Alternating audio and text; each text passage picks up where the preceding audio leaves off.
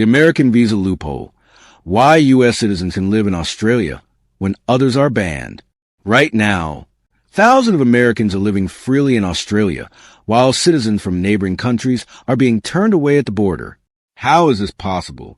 In 2024, over 47,000 Americans moved to Australia under a visa program most people don't even know exists. But here's the twist.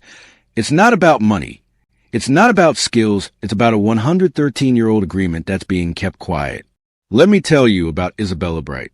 But wait, before we begin, please subscribe to ensure that you never miss out on any of my essential stuff. Comment, I subscribe below, and I will personally welcome you to our community. With that said, let's get started. Sarah's 29, a graphic designer from California. In March 2024, she applied for an Australian work visa. 3 weeks later, approved. Her best friend Emma, same age, same job, same qualifications, applied at the exact same time. Emma's Canadian. 9 months of waiting. 2 rejections. Still stuck in Toronto. Sarah told me she felt guilty every time they talked. Same resume, same savings, completely different outcome. And this isn't just bad luck. Australian Department of Home Affairs data shows Americans have 73% faster visa processing times than other nationalities. If you've ever wondered why some people seem to have an invisible advantage in immigration, you're about to find out why. But this advantage goes way deeper than just faster paperwork. There's a treaty signed in 1912 that most governments never talk about, and it's still active today. It's called the Status Quo Agreement between the United States and Australia. When it was created, it established special immigration considerations for citizens of both nations. It's been updated twice, once in 1993, again in 2004, but you won't find it in mainstream news. Here's the shocking part. Australia gives Americans access to 4 visa categories that don't exist for any other nationality. 4. And the Migration Policy Institute's 2023 report confirms what insiders already know. Preferential processing rates for Americans aren't a bug in the system. They're a feature. But wait, there's one visa that's basically a golden ticket, and most Americans have no idea it exists.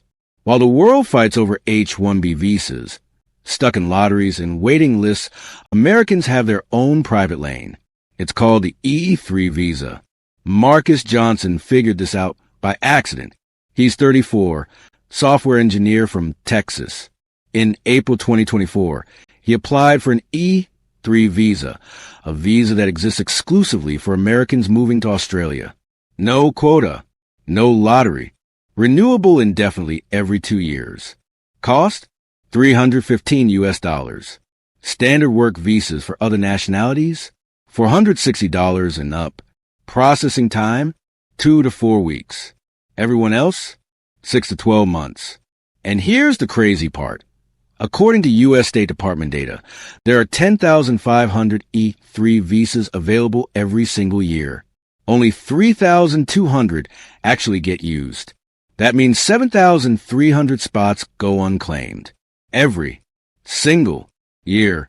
Marcus's life changed overnight. I was stuck in San Francisco paying $3,400 a month for a 1-bedroom apartment. Now I'm in Melbourne, same job, same salary, paying $1,800 a month. Better weather, better work-life balance. I didn't even know this was an option until a co-worker mentioned it. If you're an American professional feeling stuck, this could be your hidden exit strategy. But here's what the travel blogs won't tell you. This visa has a trap built into it. 3 months after Marcus moved, he discovered a clause that could have destroyed everything. The E-3 visa has something called non-immigrant intent. You have to prove you're planning to return to the United States eventually. Sound harmless, right? Wrong. If you apply for permanent residency in Australia, you can lose your E-3 status immediately. No warning. No grace period. Jessica Martinez learned this the hard way. She moved from Miami to Sydney in 2022 on an E-3 visa. Fell in love with the city. Fell in love with someone there. Actually, in 2023, she applied for permanent residency, thinking it was just the next logical step. 2 weeks later, her E-3 was canceled. She had 28 days to leave Australia. 28 days to quit her job, break her lease, say goodbye to the life she'd built. I thought I was playing it smart, Jessica told me over a video call. Instead, I got deported from my own life. And she's not alone. The Australian Immigration Law Foundation analyzed cases in 2024 and found that 23% of E3 holders who apply for permanent residency face visa cancellation or complications. 23%. But there's a workaround, and it involves switching to a different visa at exactly the right moment. The timing has to be perfect, though. Get it wrong by even a few weeks, and you're on a plane home. Before I reveal that, you need to understand why Australia is so desperate to keep the system running.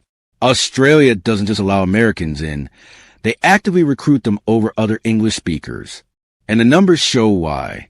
According to a Reserve Bank of Australia report from 2024, American migrants contribute $8.2 billion annually to the Australian economy.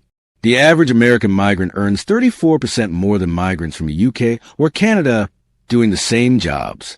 But it's not just about money. Americans bring something else. Startup culture, tech expertise, and venture capital connections.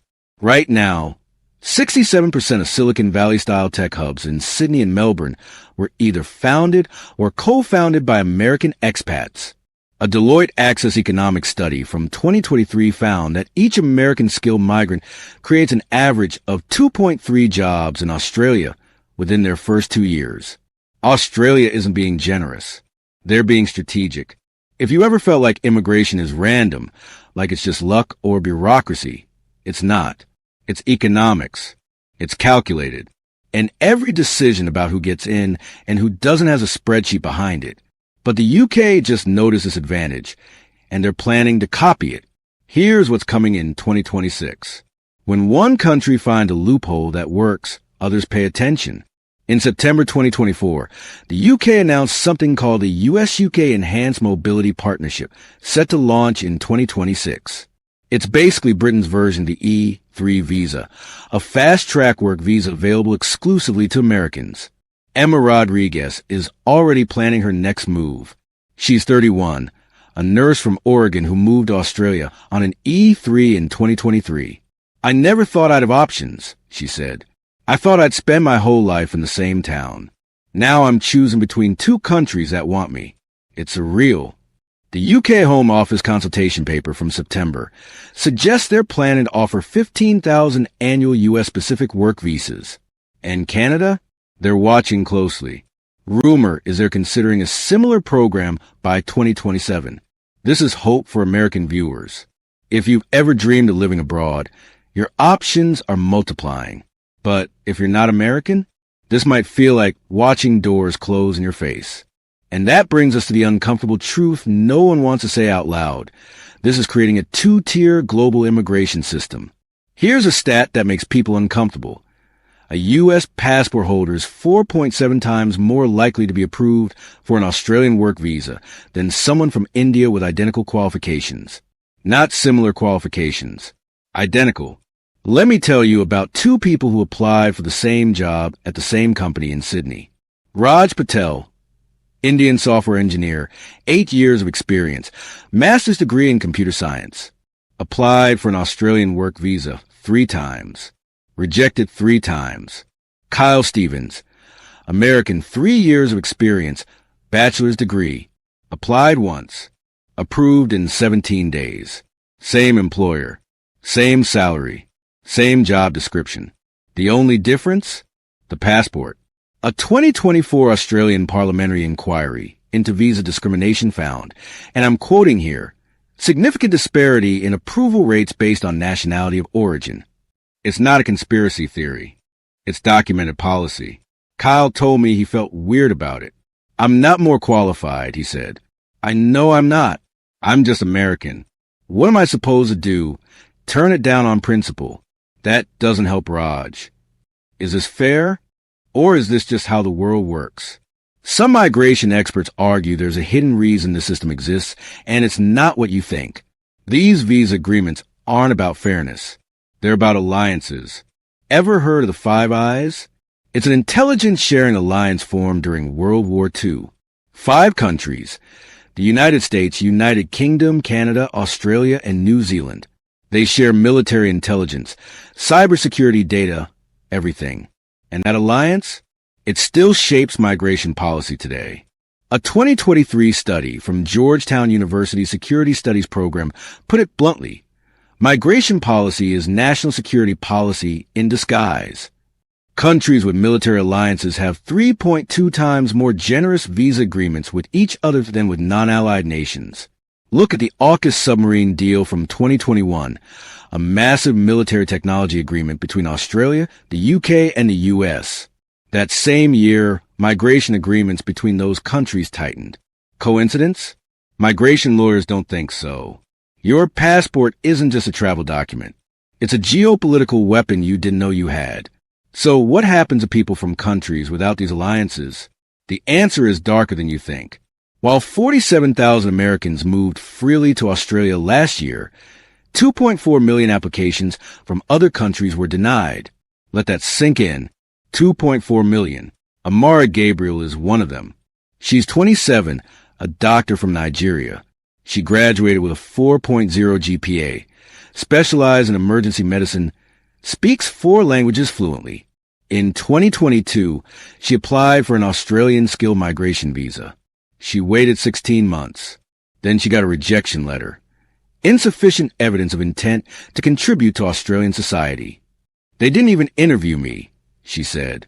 Just a form letter. I've saved lives. I've worked 18-hour shifts. But somehow I'm insufficient. The numbers tell the story. Australian visa rejection rates from 2024. North America, 8%. Africa, 67%. Middle East, 61%. South Asia, 54%. Amara now works at a hospital 4,000 miles from her family, in a country that doesn't have the loophole. Some argue the system actually prevents brain drain from developing nations, that keeping talented people like Amara in Nigeria is better for global development. But Amara doesn't see it that way. I'm not being kept here to help my country, she said. I'm being kept out because of where I was born. Which brings us to the question no one wants to ask out loud. Should where you're born determine where you're allowed to thrive? There are 2 camps on this, and neither is wrong. Pro-loophole argument. These agreements create economic efficiency. They strengthen alliances. Both nations benefit. Australia gets skilled workers. America gets stronger geopolitical partnerships. Cultural integration is easier when people share language and similar values. It works. Anti-loophole argument. It reinforces global inequality. It discriminates by birthplace. It limits human potential. You're telling billions of people their talent doesn't matter as much as their passport. Dr. Helena Norberg Hodge, a migration ethics researcher, put it this way: we've created a world where privilege compounds. Americans already have strong passports, access to better education, more economic mobility. These loopholes make the gap wider, not smaller. But Professor Ian Golden from the Oxford Migration Observatory offers a counter perspective. Selective immigration helped Australia build a $1.7 trillion economy. Pure meritocracy sounds fair in theory, but it doesn't account for integration costs, cultural friction, or administrative capacity.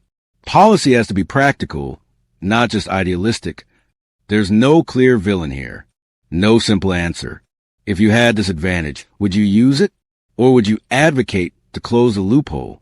Here's what's actually going to happen, and it might surprise you. 3 major shifts are coming between now and 2030, and they'll reshape who gets to move where. First, digital nomad disruption. DE 3 visas already being challenged by the rise of remote work visas that don't require physical presence in a country. Americans may lose their relative advantage as countries compete globally for remote workers. Why give preferential treatment to Americans when you can attract talent from anywhere without infrastructure costs? Second, climate migration pressure. The UN Migration Agency predicts 1.2 billion climate refugees by 2050. When that happens, feel-good visa programs for privileged passport holders will face massive political backlash.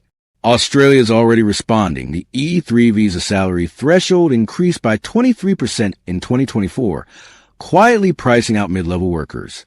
Third, AI-based visa screening. Australia is testing an AI visa assessment system in 2025. It's supposed to reduce human bias. But AI learns from historical data that's already full of these disparities. So it could reduce bias, or it could encode discrimination even deeper into the system. We won't know until it's too late.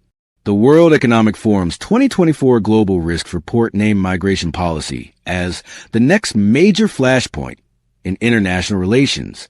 Remember Marcus, the software engineer who moved to Melbourne? He's worried now. His E3 comes up for renewal in 2026. He's not sure he'll qualify under the new rules. The door that was wide open when I walked through it feels like it's closing behind me, he said. If you've been thinking about using this option, your window might be shorter than you think.